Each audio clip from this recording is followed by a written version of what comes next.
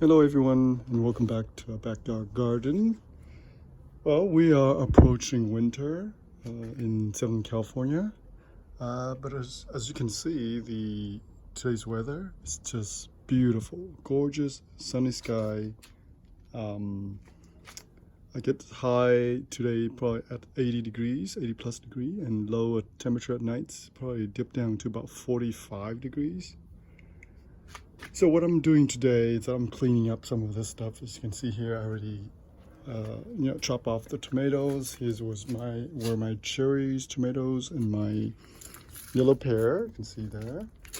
So I'm cleaning all this up. Also in this, I'm gonna have to clean all this up.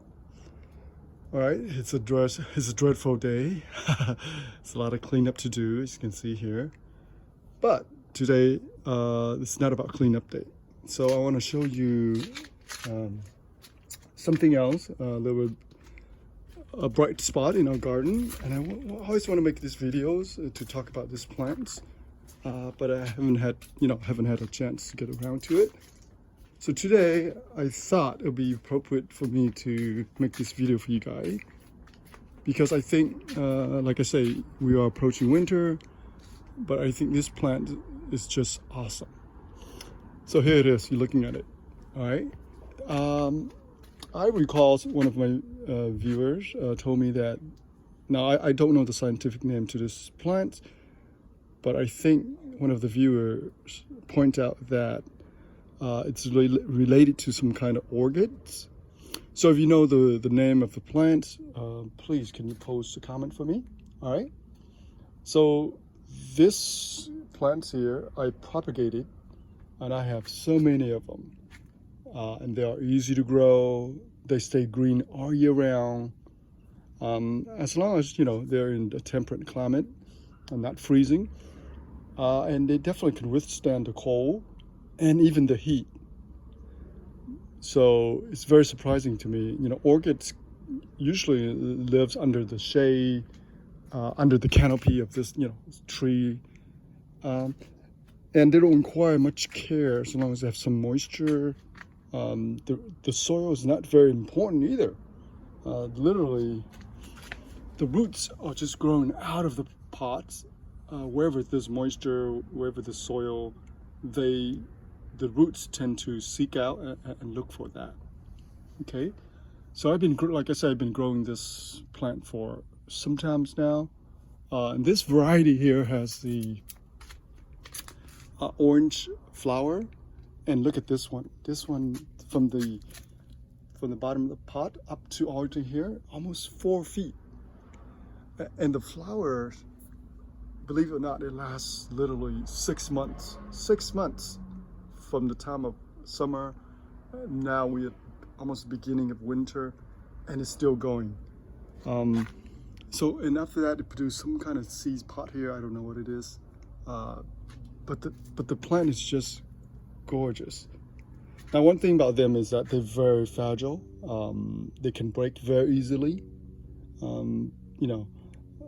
So that's really only one thing that I noticed, that they break very easy, but you can propagate them quite easily as well. Right. So I have this in my 5-gallon. Here and here, let me turn around here, and I have a lot of them in here. Look at this. And in the shady spot like this, they loved it. They loved it. The only one thing you have to be very careful is fungus, right? But so far I have not had any problem with the fungus, even though they stay kind of moist sometimes. And they stay underneath the longan tree here, and like I said, they do quite well. Now I want to show you this one. This one I try and experiment with the type of soil, and look at this, the roots already coming out here. This one, the only thing I put in here, it's the what do you call it? Suddenly I just forgot. The bark here. So this is what I use. See that? Orchid, professional orchid bark. So I bought a big old bag of this. And the only thing I have in here is the bark. And look at this it's still going. You know, the plant is doing okay, quite well. And then on this one here, I had some soil, but the soil is quite loose kind of soil, not your typical soil. And this soil also containing a lot of you know, barks and stuff like that.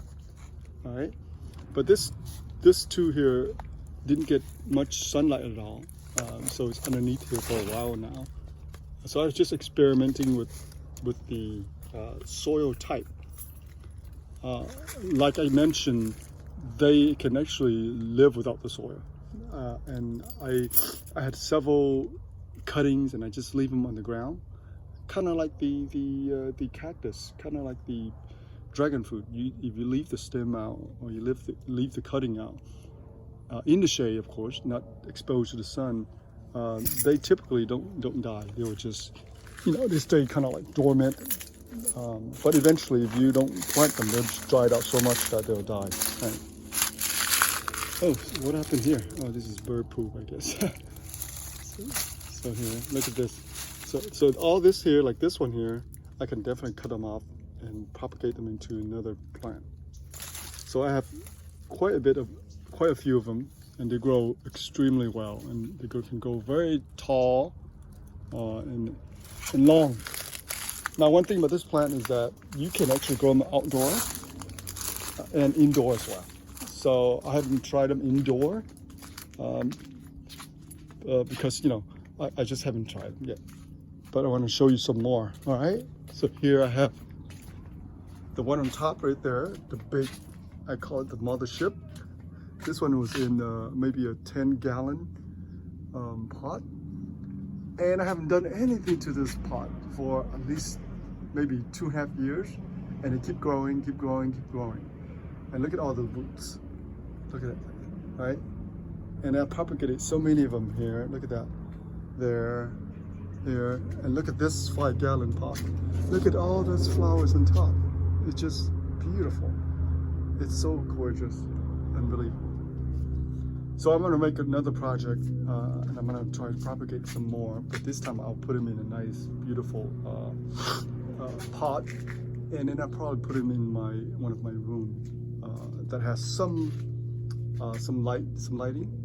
So again, they don't need direct sunlight, and even all this guy right here during the summer, they got direct sunlight, and a lot of them got burned, but they are really tough.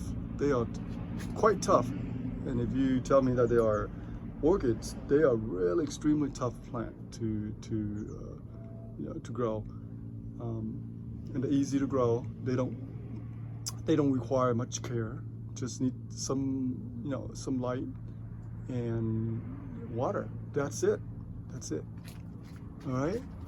Look at this guy. They grow so far, so tall. Look at this. Literally from the pot to the top, literally over 3 feet. And look at all the flowers. Where can you get flowers in the winter, right?